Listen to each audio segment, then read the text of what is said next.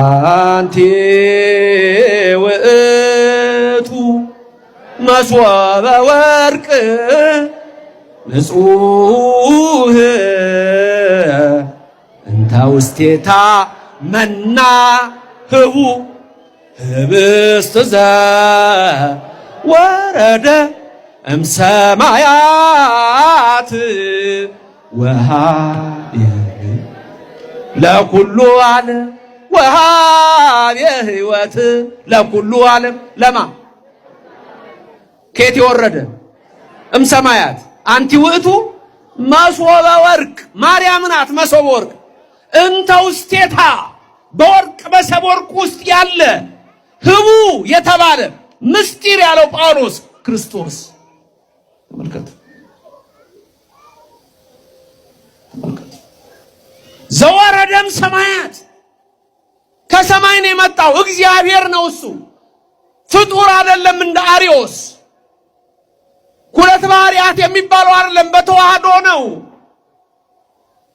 አማላይ ተብሎ የሚጠራ አምላክ ነው ሰው የሆነ አምላክ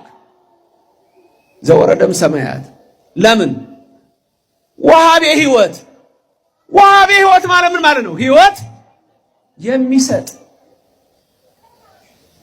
ለኩሉ ዓለም ለማ ለዓለም ሁሉ ክርስቶስ የዓለም መድኃኒት እንደሆነ ክርስቶስ የዓለም መድኃኒት እንደሆነ እናውቃለን ስሙ ለዘላለም የተመሰገነ ይሁን ክርስቶስ የዓለም መድኃኒት እንደሆነ እኛ ኦርቶዶክሳውያን አያችሁ በዜማችን ሁሉ የምንለው ይሄንን ነው ስሙ የተመሰገነ ይሁን እናመሰግነዋለን ክርስቶስ የዓለም መድኃኒት እንደሆነ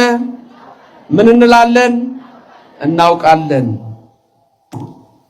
ጥበብ ሰመርሃኒነ ውእቱ ይላል ኤጲፋኒዎስ